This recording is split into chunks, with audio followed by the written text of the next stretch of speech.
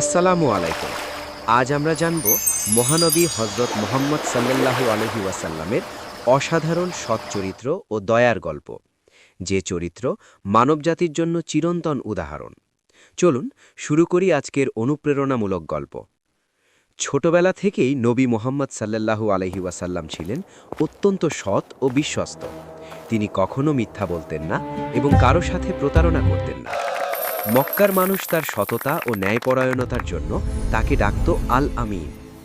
মানুষ তার কাছে তাদের সম্পদ ও আমানত নিরাপদে রেখে দিত, কারণ সবাই জানত তিনি কখনো বিশ্বাসঘাতকতা করবেন না। যখন মক্কার লোকেরা ইসলামের বিরোধিতা শুরু করল, তখন নবী সাল্লাল্লাহু এবং তার সাহাবাদের মক্কা ছেড়ে মদিনায় যেতে হয়।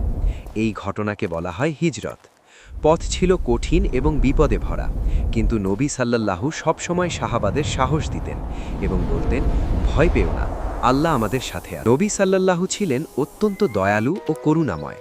তিনি ছোট শিশুদের সাথে হাসি মুখে কথা বলতেন, দরিদ্রদের সাহায্য করতেন, বৃদ্ধদের সম্মান করতেন। যদি কেউ ভুল করত, তিনি রাগ না করে তাদের ক্ষমা করে দিতেন। তার এই মহান চরিত্র মানুষকে ভালোবাসা ও দয়ার শিক্ষা দিয়েছে। এই গল্প আমাদের একটি গুরুত্বপূর্ণ শিক্ষা দেয়। সত্যবাদিতা, ধৈর্য, দয়া এবং ক্ষমাশীলতা, এগুলোই একজন সত্যিকারের মানুষের গুণ। আমরা যদি নবী মুহাম্মদ সাল্লাল্লাহু আলাইহি ওয়াসাল্লামের জীবন থেকে শিক্ষা গ্রহণ করি, তাহলে আমাদের জীবনও সুন্দর, শান্তিপূর্ণ এবং কল্যাণময় হবে। ভিডিওটি যদি আপনার ভালো লাগে তাহলে লাইক দিন, বন্ধুদের সাথে শেয়ার করুন এবং আমাদের চ্যানেলটি সাবস্ক্রাইব করতে ভুলবেন না। আল্লাহ হাফেজ।